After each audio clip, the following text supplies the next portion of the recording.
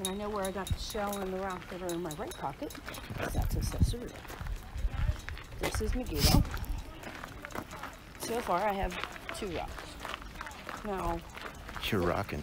Later I will, because I can mark the, surreptitiously anyway, mark the Ziploc bags that I have, and I can put it 1 in each Ziploc bag, and then mark them. I don't necessarily want to mark a specific location for each one, because I don't want somebody going, oh, can't have those, gotta leave them.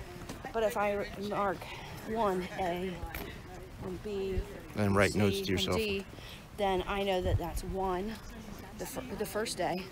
A is the first place, B is the second place, you know, and then I mark that in the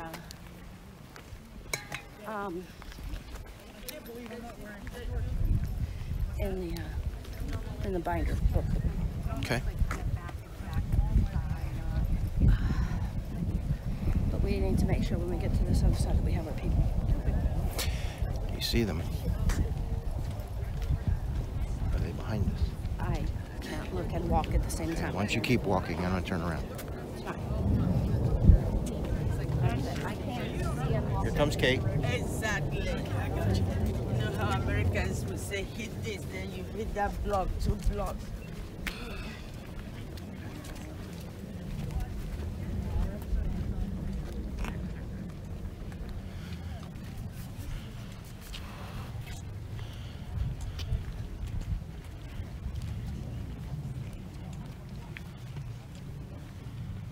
What the heck happened to my auto focus? There we go.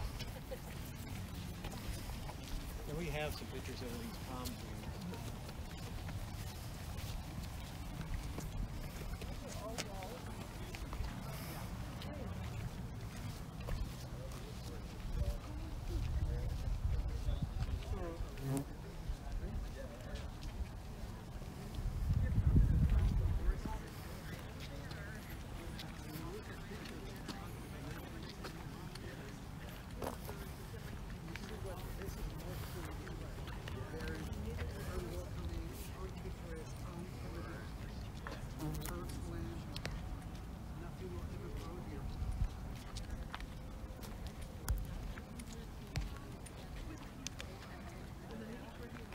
Yeah, it is interesting when you talk about creativity, right? Like when you start to arrive, there were already people here.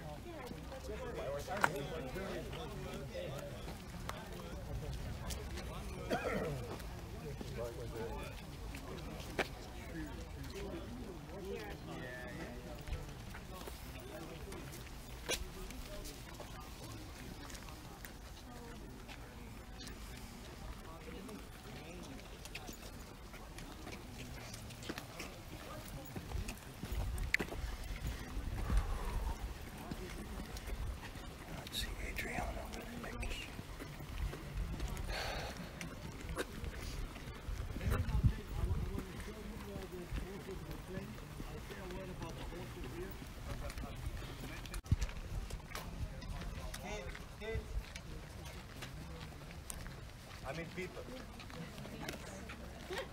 I hope you're not offended when I say it. Come close, people, come close.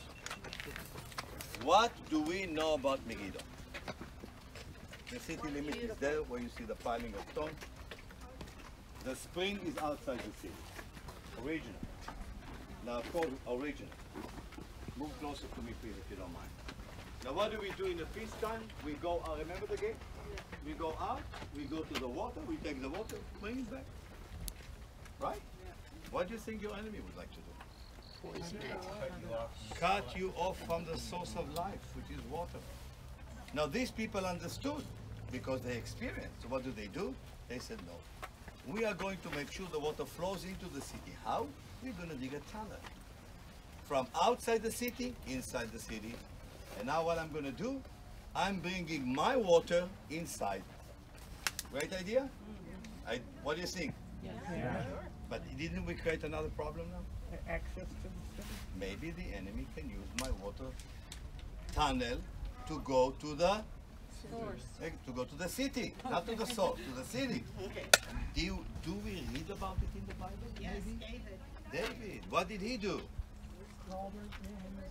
It says, not exactly in our words, but he touched the pipe, and of course the king of Jerusalem at the time was making fun of him, and he told him, what did he tell David? He told, are you ready? You're tired or you ready? Ready. Okay.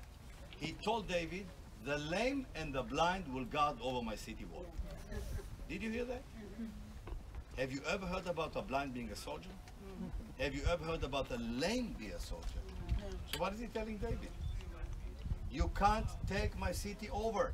I don't need an army. The walls are protecting me. Was David able to do it? Of course. He probably entered through the water system. That part of it you will see when you will be in the city of David. And these people learned from David, from what happened in David's time. Because these people are after David. They have sealed, you can't see it, they have sealed the water source by building a wall, you can't see it from here. They camouflaged it with dirt, with soil. The enemy knows there is water, but he doesn't know where the water is. And that is the whole trick, and this is why I want you to read the book. Which one? By James Mitchell. You will read about an unbelievable effort of people who had lived nearly 3,000 years ago. And what do?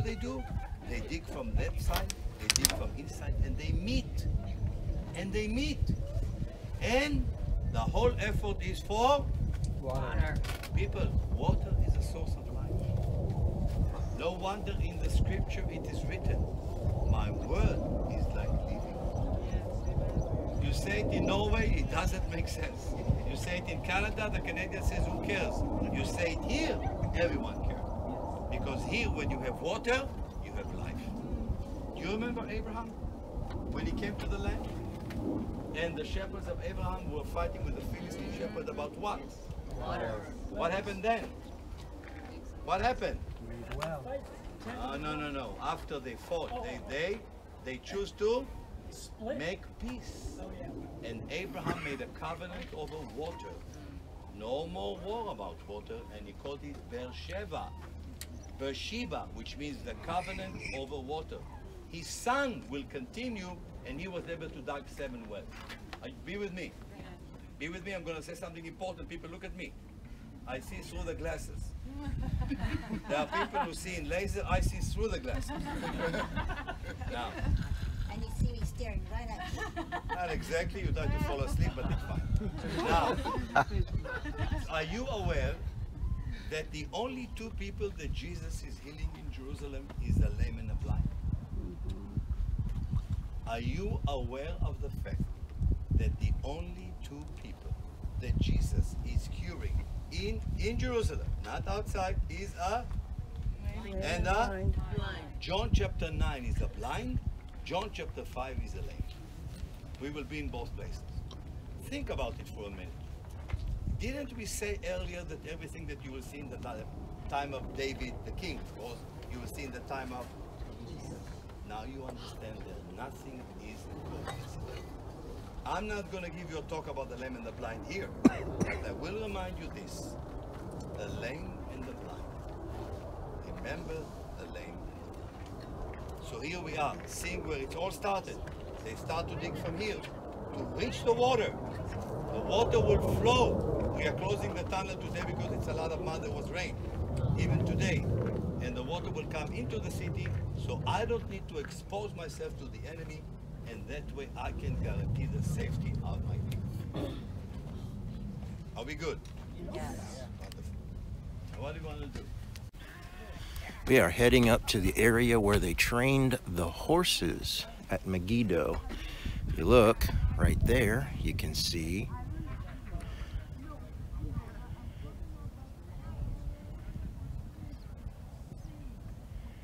and they have different sculptures around here to show things that were in different places.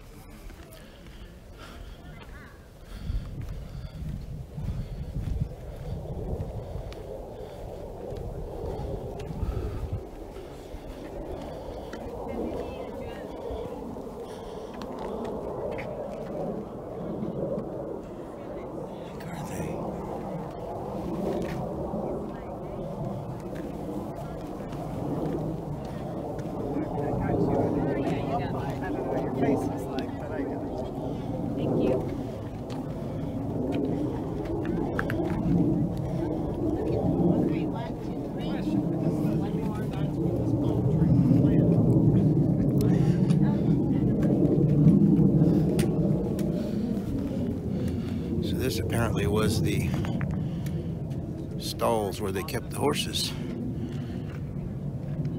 Feeding troughs there. Feeding troughs.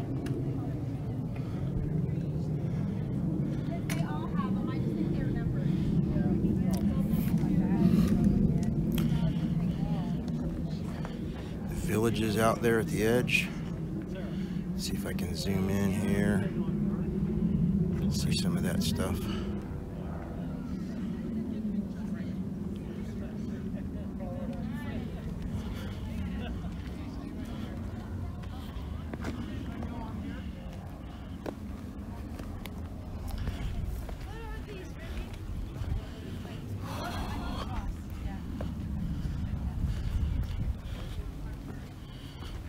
This is really, really neat.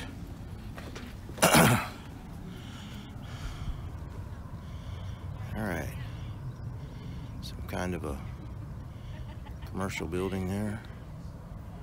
And the highway.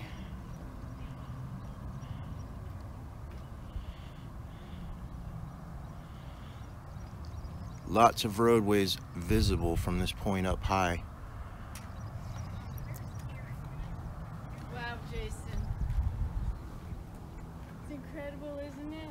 Absolutely. And look, I've found Karen Tao in Israel. Can you believe this? Right there. I've captured Megiddo. Hey, Karen, when you're done, I want to show you something. All right, guys, we're going up here to look at Linda Linder told us about this altar up here, the sacred area. Let's go read this sign right here.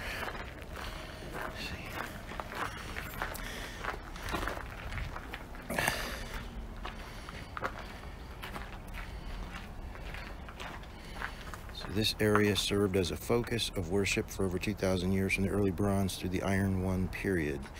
University of Chicago excavation section revealed a series of temples built one on top of the other.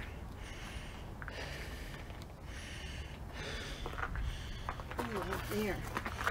So right out there. When we were here with 2008 with Chuck Missler, and they talked a lot about that. You can see the steps to it right there. Right there. I mean, I think that's pretty significant to not miss. Now that was a sacrificial altar area right there.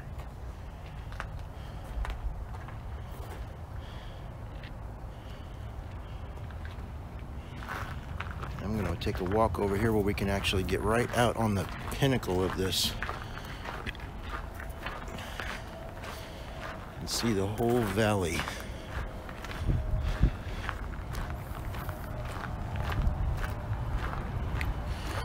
So, starting right here, and look at that view. I'm just going to pan around.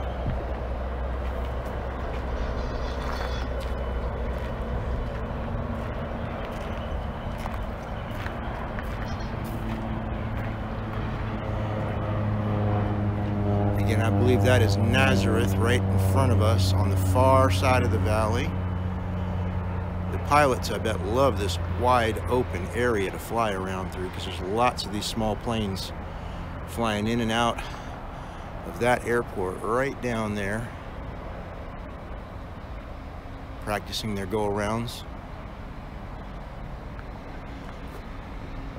But I cannot describe, other than just showing you this video, I can't describe to you how big and how wide open this area is. I mean, you can see for miles and miles and miles and miles. This is the Megiddo area, also known as Armageddon, what we would describe as Armageddon. Massive, just huge.